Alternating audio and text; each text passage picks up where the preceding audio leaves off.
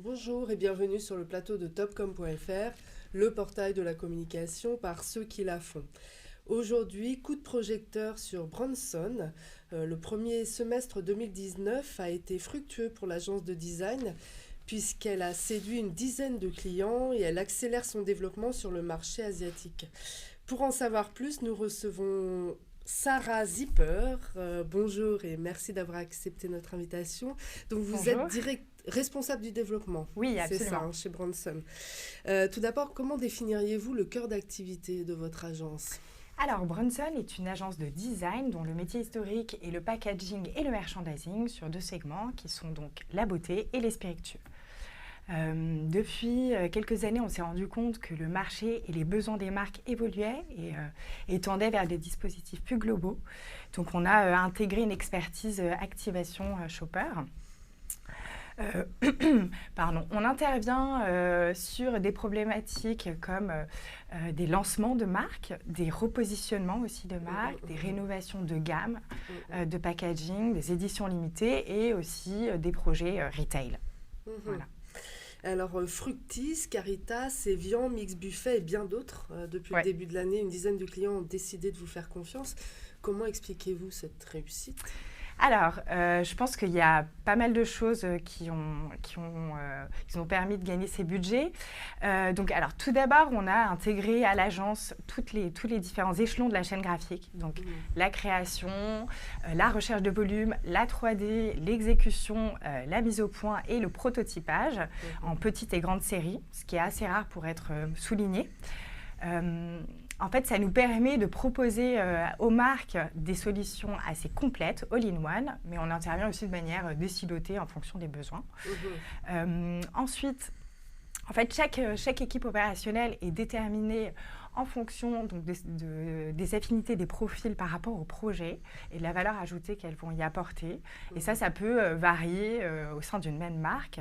En général, on met en place un binôme qui est composé donc, d'une direction de projet et d'un expert, ce qui nous permet d'avoir en fait, des réponses qualifiées en temps et honneur. Et donc, en fait, c'est toutes ces choses-là qui permettent d'avoir un fonctionnement assez fluide, d'être hyper réactif, agile. J'ai bien cité cet exemple. En fait, on travaille pour la marque Mix Buffet, qui est sur le marché du snacking. Et en fait, on a mis en place une équipe commando, j'aime bien dire ça, parce qu'elle était 100% dédiée. Et en fait, en quelques mois, très rapidement, elle a opéré au rebranding et à la rénovation de toutes les références de la gamme, de la marque. Voilà. Et j'ai remarqué que vous étiez particulièrement présent sur le secteur de l'hygiène et de la beauté. Pourquoi vous avez des expertises particulières dans ce domaine? Alors oui, complètement. On travaille depuis 15 ans avec le groupe L'Oréal, toutes divisions confondues. Donc le sélectif, le mass market et la parapharmacie. On travaille aussi avec des groupes comme Coty, Beiersdorf, les laboratoires Sarbec, Dermophile et plus récemment une marque bio, Florence Nature. Donc forcément, ça permet d'avoir un fort ancrage dans ce domaine de la beauté. Les équipes, elles sont passionnées par la beauté.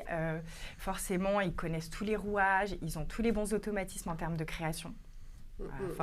Forcément. Et donc, ils sont toujours à l'affût des nouvelles tendances et on est de plus en plus responsabilisés par rapport aux tendances actuelles en termes d'éco-conception. Je pense récemment à un projet qu'on a mis en place, c'est-à-dire on a lancé un packaging donc, de shampoing solide, ce qui s'inscrit quand même dans la réflexion globale en termes d'éco-responsabilité. Et en fait, depuis 2 ans, on a pris le parti de se développer sur le secteur de l'agroalimentaire. En travaillant pour le groupe Unilever, la marque Maille et les huiles d'olive Gallo, Mix Buffet dont je vous ai parlé, également aussi des marques un peu plus régionales comme Colomba en Corse. Et la dernière nouvelle, c'est que nous venons d'être référencés au sein du groupe Danone, ce qui présage de belles opportunités pour la suite. Effectivement. Ouais. Et l'agence s'étend particulièrement sur le marché asiatique.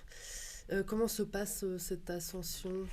Eh bien, Bronson et l'Asie, c'est une histoire, enfin une aventure qui a démarré il y a 5 ans. On travaille avec la Chine, le Japon, la Corée un petit peu aussi, et Singapour. En fait, on a commencé essentiellement à travailler avec les équipes, avec les marques françaises qui étaient basées en Chine. Je pense notamment à L'Oréal Paris, la marque de masque MG, pardon, et aussi Yusai. Ensuite, on a initié des collaborations avec des grands groupes internationaux basés en Asie, comme Kimberly-Clark pour la marque Huggies en Chine, et puis des marques et des groupes chinois, le groupe Jala et aussi Petwin. Voilà. Donc, en termes d'organisation, on a mis en place une cellule qui est totalement dédiée au marché Asie. C'est une équipe qui est trilingue, qui parle donc français, anglais et en l'occurrence chinois. Ils vont très régulièrement, ils se rendent sur place. Donc à peu près, ça dépend des projets, mais en général, c'est plutôt une fois par mois. Donc voilà, c'est un fonctionnement qui marche plutôt bien puisque du coup, on a une grande partie de notre chiffre d'affaires qui est réalisé à l'international qui se fait en Asie. Et donc, dans ce cadre de cette ascension, on cherche un peu à muscler les équipes. Et on recherche des talents, justement, pour l'équipe Asie en ce moment. Voilà, exactement. Donc, on cherche des talents à la fois en direction de clientèle, mais aussi en création. Donc, voilà. Vous avez entendu le message à vos CV. Très bien, merci beaucoup Sarah. C'est moi, merci. D'être venue nous parler de cette ascension chez Branson. Et à bientôt sur le plateau de topcom.fr.